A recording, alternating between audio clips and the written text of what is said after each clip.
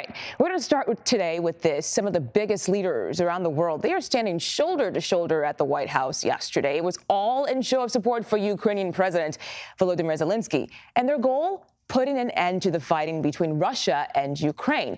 And we are learning more today about what happened in that room. President Donald Trump described the historic gathering as, quote, very good. He says security guarantees for Ukraine was one of the key topics discussed at the table.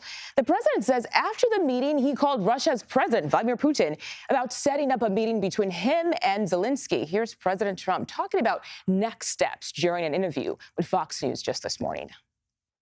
I thought this would be one of the easier ones. I hope President Putin is going to be good, and if he's not, it's going to be a rough situation. And I hope that President Zelenskyy will do what he has to do. He has to show some flexibility also. We're setting up a meeting. I sort of set it up with Putin and Zelenskyy, and, you know, they're the ones that have to call the shots. We're 7,000 miles away. All right, again, that was President Trump live on Fox and Friends today. But right now we want to bring in CBS News Chief White House correspondent Nancy Cordes. Nancy, thank you for joining us today. Did the president give any indication on when this meeting between Zelenskyy and Putin could potentially happen? He did not, but the German chancellor was talking to reporters last night. He was at one of the half dozen European power players who were in that meeting with President Trump and Zelenskyy yesterday, and he said that the meeting could take place within the next couple of weeks. And interestingly, what President Trump had initially portrayed as a trilateral meeting between himself, Zelenskyy, and Putin, he now says will actually be a bilateral meeting between just Putin and Zelenskyy. And then, if things go well and they want him there, President Trump would meet with the two of them as a trio. And that's notable because Vladimir Putin has not been willing to sit down with Zelenskyy. He has not been willing to even recognize him as a legitimate leader of Ukraine. He's always had a long list of demands that he has said would need to be met in order for him to ever sit down with Volodymyr Zelenskyy. But now President Trump is working the phones and says that he anticipates that this meeting will take place soon. We don't know exactly where or when, though. Okay, we'll see what happens. But Nancy, what are you watching for during the next steps of the negotiating process? Well, I'm watching to see what Russia actually does now that all the pressure and the spotlight is back on them. When Putin was meeting with Trump on Friday, he suggested that he would be open to a meeting with Zelenskyy. But last night, after the president's phone call with Putin, a Russian Kremlin spokesperson said only that there would be high-level meetings. He did not confirm that Putin himself would actually be at those meetings. And then this morning, Russia's foreign minister, Sergei Lavrov, said that there would have to be a lot of preparation, extensive preparation, he said, before a meeting like this could ever take place. So that certainly sounded like Russia stalling or moving the goalposts. So we'll have to see if this meeting actually comes together and what President Trump will do or say if it doesn't. And we know that President Trump said yesterday that the U.S. will help coordinate security guarantees for Ukraine. He didn't go any further than that. So do we know what that would actually look like? Right. This was kind of an initial conversation. The Europeans have been talking about this for some time, Mugo, but President Trump is just kind of joining into that discussion now. The reason that security guarantees are so important is because the European leaders don't trust that Vladimir Putin won't try to attack Ukraine again sometime in the future. And if Ukraine is not going to be a part of NATO, and it doesn't sound like that is going to happen, then there has to be some other kind of mechanism to assure Ukraine and send a message to Russia, hey, if you attack again, you're going to have to mess with European troops, possibly even American troops. Here's how President Trump described it in that interview this morning. So they're not going to be a part of NATO, but we've got the European nations, and they'll front-load it, and they'll have some of them, France and Germany, a couple of them, UK. They want to have, boots on the ground. I don't think it's going to be a problem, to be honest with you. I think Putin is tired of it. I think they're all tired of it. But you never know. We're going to find out about President Putin in the next couple of weeks, that I can tell you. And we're going to see where it all goes. It's possible that he doesn't want to make a deal. What kind of assurances do you feel like you have that going forward and, past this Trump administration, it won't be American boots on the ground defending that border? Well, you have my assurance, and I'm president. So this is obviously still a work in progress, but it was a huge visible relief to the European leaders here that President Trump was willing to commit to participating in security guarantees because they fear that Putin might be emboldened to strike not just Ukraine again, but somewhere else in Europe. And so that was very important to these leaders.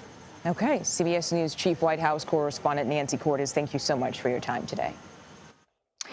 And now let's bring in Michael Bociurkiw, Senior Fellow at the Atlantic Council's Eurasia Center. Michael, thank you for joining us today. What do you make of a possibility of a meeting between Presidents Trump, Zelenskyy, and also Putin? Good to be with you, Mugo. Well, all I got to say is different day, same Trump. We have Donald Trump reverting back to his usual narrative of vague timelines and vague promises. Maybe something's going to happen in 2 weeks. But I think the most important thing we heard today was coming from the officials in the Kremlin who said, actually, we're going to appoint some high-level officials to meet the Ukrainians. Well, we've been there before. We've been there many, many times before in meetings in Istanbul and elsewhere.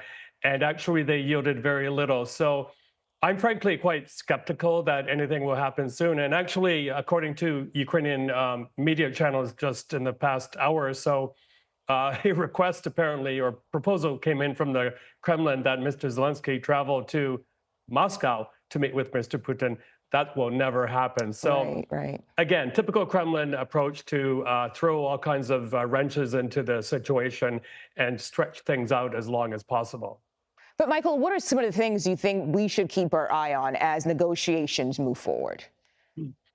Well, quite a few. But one of the main thing, as your correspondent indicated, is those security guarantees. That is really, really important for Ukraine. They've been betrayed before in the early 1990s with that Budapest Memorandum when they gave up at the time, the third largest nuclear arsenal in the world for security guarantees from the UK, United States, and other major powers at the time. That fell apart very quickly. The other thing Mr. Trump either doesn't bring up or does bring up after a pause is the so-called land swap. We're talking about huge areas of land that Russia wants. Mr. Zelenskyy knows very well that he cannot sign on the dotted line, giving up huge tracts of Ukrainian land that would subjugate hundreds of thousands of Ukrainian potentially to Russian oppression, Russian occupation. That's just not going to happen, and he's going to be hemmed in by the Ukrainian constitution as well. The other thing, there's lots of talk of European commitments to some kind of a reassurance force. But from what we understand here in Europe is it's only France, the UK, and tiny Estonia that are prepared to devote troops to Ukraine. One more quick thing, if I may. I think European leaders have to put on their grown-up pants a little bit. And I say this as a Canadian because up until 2022, Canada had a significant number of Canadian Armed Forces soldiers in Western Ukraine training Ukrainians. So it wouldn't be unprecedented for them to put troops on the ground, at least in Western Ukraine, and take things from there. Yeah. And Michael, let's talk about the millions of people affected by this war in Ukraine. And how do you think the people on the ground are feeling after this show of support yesterday? Any optimism? Not much, because I think I know from talking to many, many Ukrainians, I've been there since before the start of the war, is that they're very skeptical of what Europe says because they know very well that Europe has delayed, including Italy, defense spending, and they're not in a position quite yet to backstop the U.S. Let me give you a vivid anecdote, if I may. On my way here, just as I left Ukraine for a short break, I stopped in Lviv in Western Ukraine and visited one of the major military cemeteries there, and it's grown by a lot. And it goes to show you the amount of blood that has been spilled by Ukrainians, the number of Ukrainians who have paid the ultimate cost. I make this point because there's no way these parents and spouses and children are going to agree to any significant land swap after what happened, after so many Ukrainians have paid the ultimate price. There's pretty much no one left in Ukraine who hasn't been affected by death or injuries of a close one. So the stakes are extremely high for Ukraine right now. Yeah, the question becomes, why give up land when so many people have died trying to keep that land? Michael Bociurkiw, thank you so much for your time today. Thank you.